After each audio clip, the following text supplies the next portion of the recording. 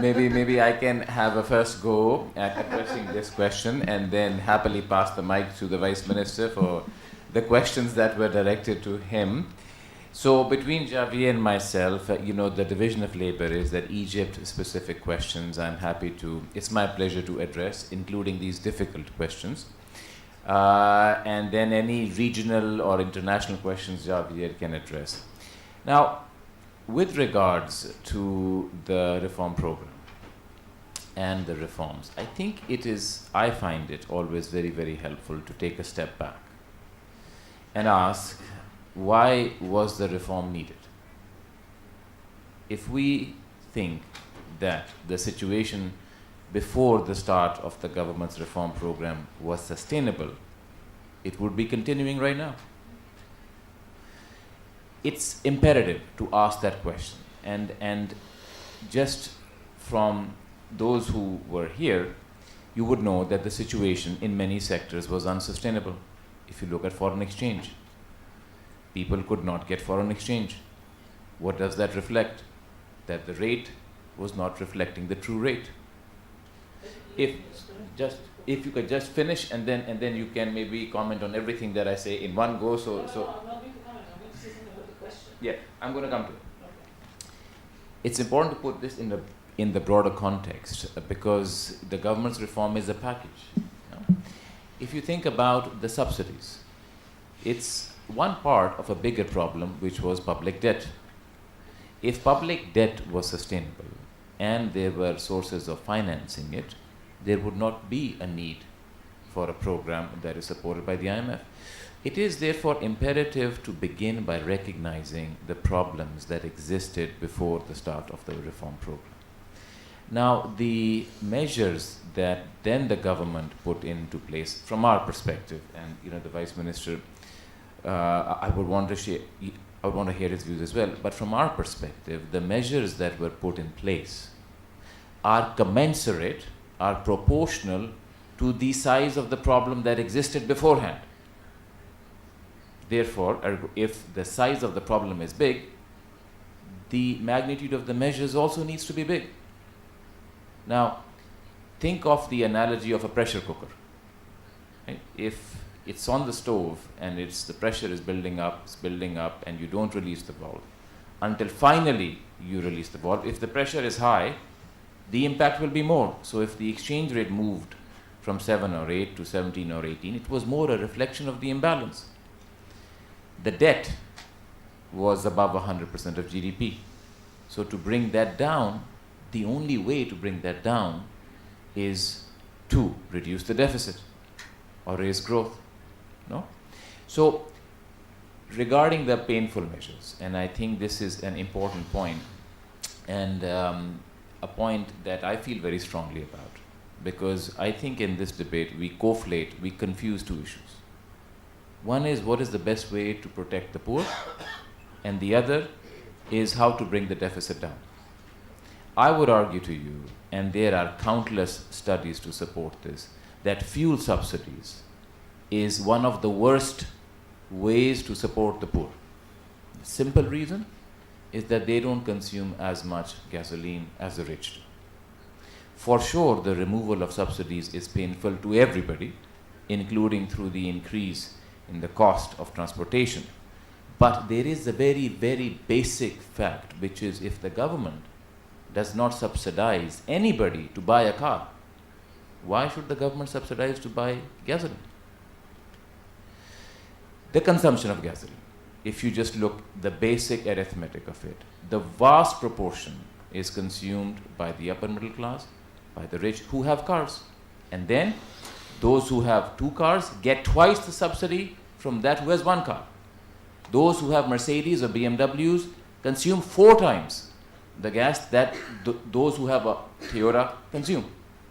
So if there was a way to take all of this that is accruing to the rich and redistribute it to those who need it, that would be the best way to do it. But we don't, because no country in the world has an accurate information system to accurately target subsidies to those who deserve it. So the question on fuel subsidies is not so much about whether the government should have a social protection scheme. but it's more a question of, given the need to consolidate, which are the subsidies that are less well targeted to reduce. And it is important to also note that while these subsidies are being removed and there is a pain associated with it, there is an increase in Takafful and Karama. The coverage of these programs used to be a few 100,000 households. Now it's more than 2 million. The amount that is allocated to this in the budget has gone up considerably. So, in addition to that, there were a few other things that were put in place as well to try to cushion the impact. At the end of the day, there is no denying that there is pain associated with reforms. But there is also no denying that the reforms had become necessary, or the pre-reform situation would have continued. Nobody goes to the IMF voluntarily. The IMF is the lender of last resort. And having then a loan to support this is simply a reflection that the government was bold enough to take these decisions, which previously had been neglected. And when you neglect a problem, just like an illness, it becomes bigger. So by the time then you go to the doctor and you present yourself, doctor gives you bad news. But if you go early, you do preventive care, you don't have to go through that pain. So I think in all discussions with regards to the reform program, it is very important to put this in the broader context. Now, with regards to fiscal transparency, and whether we are asymmetrical in our commentary on reforms, I think the IMF is generally not accused of being lavish in praise. I've been in the IMF 18 years. I have never, had to defend that charge. And if it is a case where we are complimentary and positive on certain reforms that are being done, I assure you, it's because of the progress that is being made. We would be equally frank if that progress were not being made, because compared to all other IFIs, the reason we are criticized the most often is because we become very candid. And there are plenty of cases in my career, just before this assignment in Romania, where we have written harsh concluding statements. Whether our statement is negative or positive is not a reflection of whether our feelings are, one way or the other, but simply a independent assessment of the situation on the ground. And while we speak about the progress that has been made on the macroeconomic front, we speak in the same breath about the need to continue the structural reforms for what we think is the number one challenge going ahead, which is creating jobs. And there is a lot that is being done to that effect, but a lot more that needs to be done on that. And, our report talks about that in great depth. I don't want to take too much space on this, but I do want to mention, especially to the honorable members of parliament, that with the IMF office here, one of the key roles is to be available to you to have this dialogue. This is not the last word on this. These are tough issues. But the IMF is here, and I am here to have this conversation with you in several fora to try to share views. These are difficult issues, but we want to at least share the perspective that we come from. Let me pass the mic. Before I give it to Javier, I'm gonna catch it in the middle. Okay, I think you will need to sit with the parliamentarians more. Okay, because two main parts of the questions addressed were not answered. Okay, and I understand how careful you have to be in answering. The first part has to do with the fact that this was the only way to do it. Yes, there was a big problem, okay, but was this the only way to go for the big problem? For example, was there a need to have a complete float of the exchange rate, okay, of the currency, or to have a big devaluation, all right, and keep it managed? For example, was it necessary to go with all the procedures at the same time, to do things, differently? All right, and there is something that I was waiting for you to say, and you did not say, even though it's in favor of the IMF, and that's the fact that the program itself is a governmental program. What my understanding is that the IMF, what it does is say what the problems are, the broad lines of the problems, very clearly. You have a deficit issue, you have an issue with the subsidy, it cannot continue, it's distorting the market, and you have a deficit issue, so you have to take care of it. But the actual steps of the program and the pace of its implementation is the responsibility of the government. And this actually takes the IMF off the hook and puts Ahmed Kojok in the corner, all right, which is a target in itself and a joy, as always. That's one. Two, the second question, again, part of it was not actually criticized. I'm sure in your detailed report, I know that in your detailed report, you praise the good part, and the things that were not done, you talk about them. But what's in the media, what's always presented, what's always discussed, is always the positive praise. And this is why the parliamentarians and the citizens alike, okay, the message that they get is that, oh, the IMF is very happy what the government is doing, and what the government is doing is get the hell out of the people, all right? Get really, to take them down, all right? And the parts that are good that the IMF is suggesting and asking for, like the structural reform, institutional reform, all kinds of improvements on the real side of the economy. I know that you are asking for them, okay, but you criticize nicely, okay? This is the message that's being done to the people. So if you talk, 90% of your talk is on what has positively been achieved, 10% of your talk on what has not been achieved.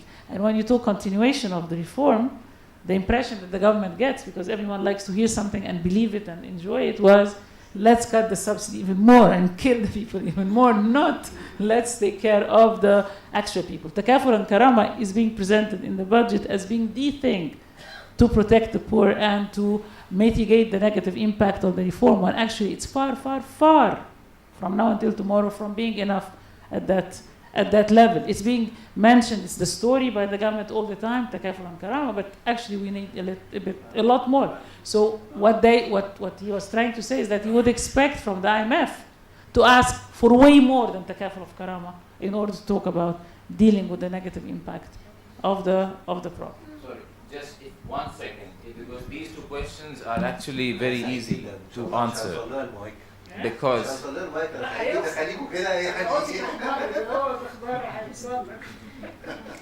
Because on these two specific points, and I'm sorry if I didn't make this clear, it was the right way to go forward. Once you float the currency, there is no halfway point. And you have to, if the goal is for the exchange rate to reflect the market forces, then that's what you seek to do.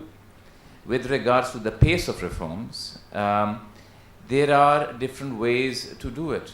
And in Egypt, it is being done in stages. And also with regards to whose reform program it is, we are always careful to say that it's the government's reform program. And that's how I always mention it as well. And that's how I always also mentioned it now. In the government's reform program, these removal of the subsidies is not being done in one go. It's being done over a 3-year period. So that is phasing in. And in fact, the World Bank was recently in Cairo, and their chief economist was saying that, so this is not the IMF, so you can,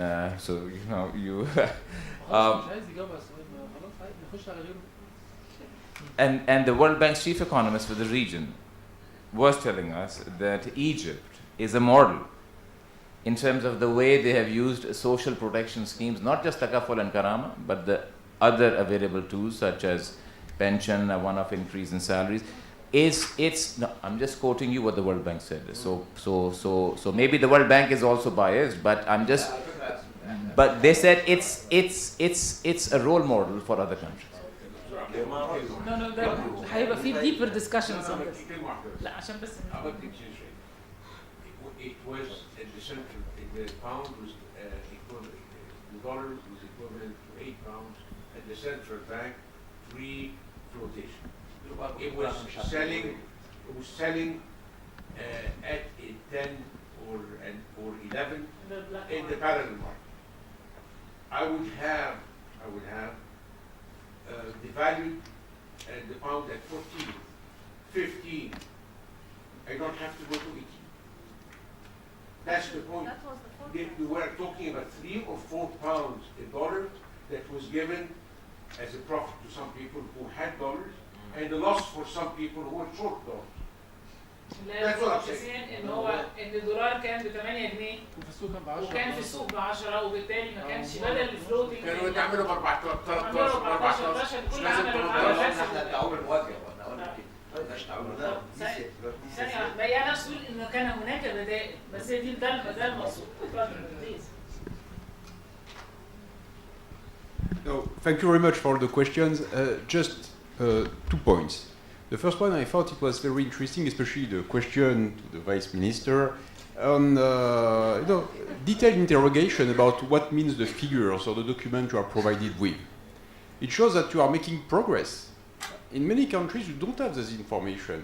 I've been working with mostly 50 countries in the world, and in many countries, you are not even able to ask this kind of question because you don't have the information. So I think it's a very first step. It's very important to have this kind of dialogue, to say we have an issue to understand what is under this classification, what does it mean, why are you just putting together this figure with this one, and so on. It's really part of what is expected from members of parliament, civil society organization, from academia, in fact, to be able to have this discussion.